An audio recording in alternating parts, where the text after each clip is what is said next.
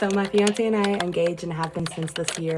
However, given recent events and the fact that we are a queer couple who's about to enter a whole new presidency that we weren't preparing for, we are deciding to elope before our actual wedding, which was supposed to be somewhere within the line of a year, maybe 2 years from now. It's been a lot of changes, it's been a lot of feelings, but more importantly, we have been expediting all of our wedding planning, all of what we wanted that special day to be to happen in January. So because of that, we have been nonstop wedding planning, nonstop elopement planning, figuring out who's going to be there, what are we going to wear, where do we want it to be, all of that jazz. And despite the horrible circumstances, we're actually very excited. And so I wanted to start documenting long form content for the obvious. I was a TikTok creator, I am a TikTok creator, and there I've been posting pretty regularly since we made the decision. But the reality is, if TikTok goes away, so will all of those videos. In order for me to be a little bit more prepared, to plan a little bit more ahead, I'm doing this also on YouTube and doing a little bit more individual content that I wouldn't necessarily put on my TikTok.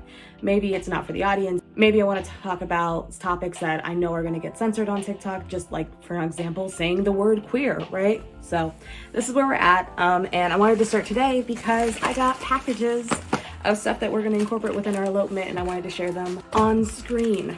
So let's start. Everything that came in today is from Etsy. They're from different shops, so I'll show them as I'm going through.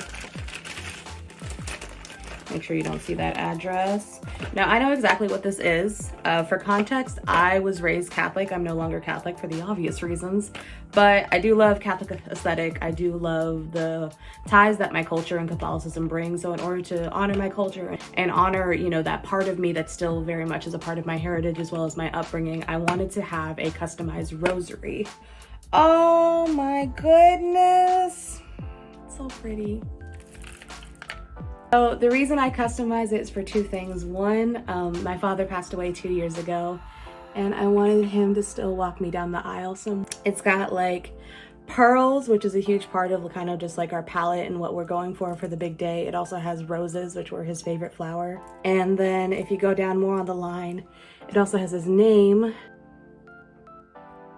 I love this. This is absolutely perfect. This is exactly what I was imagining. I'm not planning on having a bouquet, so this is going to be really beautiful just to be in my hand. Oh, and how could I forget the cross? Ah, it's so pretty. It doesn't match. It's a little bit too yellow for the matching of my ring, but I think this is going to be absolutely perfect. Thank you. It's called RS Handmade Rosary. It has a little instruction guide. Rosary shop on Etsy. Highly recommend. One more time for the one time. Ah!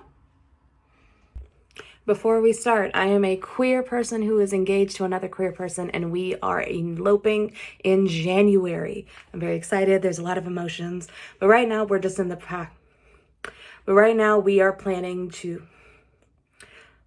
We feel good about the decision. We have a whole support group that's still helping us plan the elopement as well as showing up for their support. Today, we are unboxing a lot of wedding things that I have around my house. So another part of my culture I really wanted to bring in that kind of ties in with Catholicism is I wanted to wear a mantilla. There was no other option for veil. If I was going to wear a veil, I thought it was a mantilla. Now, it's going to be a challenge because as you can see, I have a pixie cut / short hair. There's no like ulterior motive. I just plan on putting a whole bunch of pins in, and we shall see. I feel like if you grew up like within Latinidad, there is no other veil option. You are taught you wear a mantilla and like that's it. Now, if your family's like super Catholic, you have like a mantilla that like goes from generation to generation, and like your family will like embroider like the name of all the married couples. My mother is twice divorced and I never met my maternal grandfather, so we're probably not going to have that. So new traditions, if my lovely niece would like to have it. Hopefully, I can't get this open. We got it.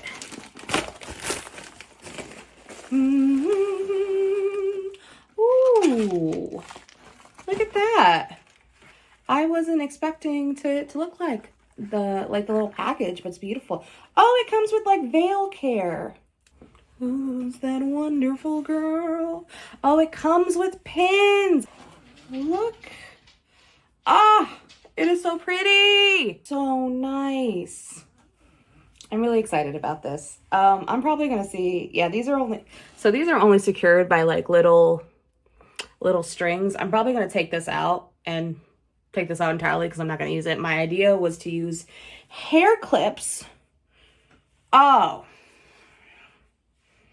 Yeah, we cooking with grease now. I can technically stick it in.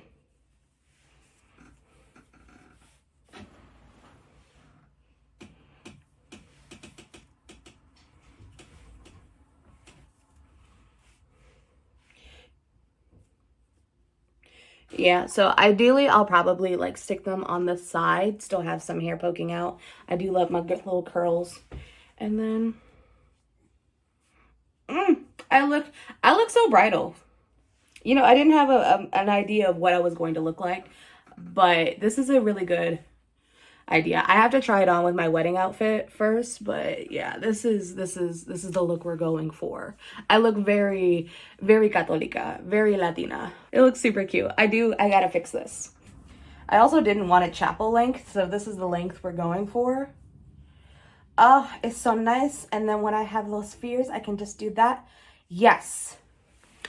I love it, y'all.